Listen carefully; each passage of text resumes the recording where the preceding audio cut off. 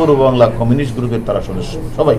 আপনি বলেন জাহিদ, বলেন সিয়াম, বলেন আপনাদের মূল যে এক্সিকিউটর মুস্তাফিজ, তাদের লিডার, এক্সিকিউশনের লিডার আমনুল্লাহ ওরফে শিমুল ভুইয়া, যে কোনো হত্যাকাণ্ডের পিছনে তো একটা কারণ তো অবশ্যই আছে। এবং সেখানে এই যে হত্যাকাণ্ডটা ঘটলেন, এখানে তাদের পূর্ব থেকে তো অনেকগুলি কারণ থাকতে পারে। সেখানে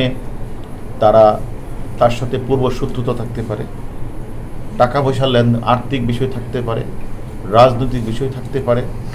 এবং সেখানে তারা যখন সেখানে যায়, সেখানে যেই এক্সিকিউশন গ্রুপ দায়িত্ব নিলেন, প্রত্যেকটা এই 4-5 জনই কিন্তু একটি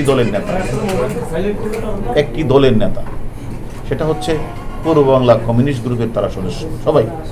আপনি বলেন জাহিদ, বলেন সিয়াম, বলেন আপনাদের মূল যে এক্সিকিউটর মুস্তাফিজ, মূল এক্সিকিউটর আমাদের কাছে যিনি আছেন সব স্বীকার করছেন, মানে তাদের লিডার, এক্সিকিউশনের লিডার আমনুল্লাহ ওরফে শিমুল ভুইয়া, যার নামে অলরেডি আমার কাছ থেকে টেলিফোন আসছে যে 17 তারিখ পর্যন্ত যে আমাদের কাছে যে আমরা যে রেকর্ডে, সেখানেই 17 সেখান থেকে 5-6টা সে অলরেডি গলা কেটেছেন বা মার্ডার করেছেন। এর আগে যে কত সঙ্গে সেটাও আমরা খুঁজে বের করছি।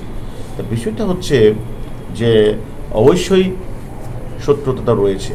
তাদের যে প্ল্যান ছিল ওই দিনে, তারা কিন্তু শুধুমাত্র 30 তারিখ গেল, 10 তারিখের পরে এই প্ল্যান না, তাকে হত্যা করার জন্য কিন্তু পূর্বেও 2বার প্ল্যান হয়েছে। নির্বাচনের আগে একবার প্ল্যান হয়েছে, তারা ব্যর্থ হয়েছে। তখন তাদের কথা ছিল বাংলাদেশই করবে।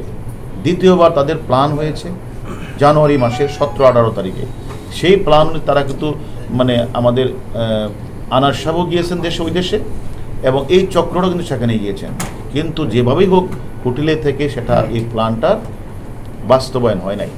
3য় ধাপে সেই প্ল্যানটা তাদের বাস্তবায়ন হয়েছে এবং তারা তাকে চেয়েছিল যে দেখেন শাহিন কিন্তু গেলেন, কিন্তু 10 তারিখ চলে আসছেন। সেখানে 12 তারিখ থেকে আমাদের এমপি মহোদয় গেলেন, সেখানে গোপালের বাসায় ছিলেন। সেখানে পরের দিন আমি যে কথাটি বলেছি আপনাদের, তার বাসায় গেলেন। সেখানে কিন্তু যে ঘটনাটা, সেখানেও কিন্তু তাদের কথা ছিল তাকে প্রথম কিন্তু তারা হত্যাটা করবে না। প্রথম তাকে হানি টেপের মতোই তাকে মানে ভয় দেখাবে, তাকে নোট ছবি, তার যে নোট ছবিটা তারা তুলে এই ছবিটা দিয়ে তাকে 2 দিন ব্ল্যাকমেল করবে। অর্থাৎ তার কাছ থেকে, তার ইন্ডিয়া যে বন্ধুবান্ধব তাদের কাছ থেকে অথবা বাংলাদেশ থেকে হুন্ডির মাধ্যমে টাকাটা নিয়ে আসবে শাহিন, একে যত কোটি টাকায় পারে। কিন্তু তাদের মূল উদ্দেশ্যটা ছিল তাকে হত্যা তাকে করবে, কিন্তু 2 দিন তাকে রাখবে, রেখে তাকে বিভিন্ন জায়গাগুলো তাতে টাকাটা নিবে। ওই টাকার যে ইনকামের পার্ট, এটা কামলাদের দিবে, অর্থাৎ যে কামলারা এক্সিকিউশনের দায়িত্ব নিয়েছে।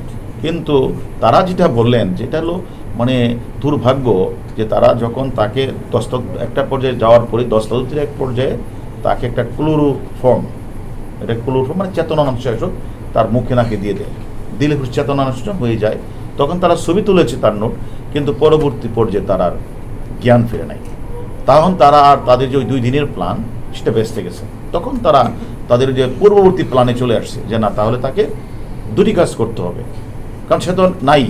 তখন তাকে এটাকে সরিয়ে এমনভাবে গুম করতে হবে, এমনভাবে তার মোবাইলগুলিকে অ্যানালাইসিস করে বিভিন্ন জায়গায় দিতে হবে, যেন এই জায়গায় যে ক্রাইমটা হয়েছে এটা যেন খুঁজে না পায়।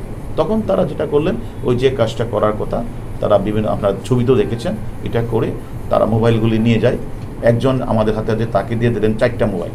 সে তখন বেনাপুলের কাছে গিয়ে আমাদের আনার সাহেবের যে অ্যান্টি গ্রুপ আছে ঝিনাইদহ বা ওই বঙ্গে,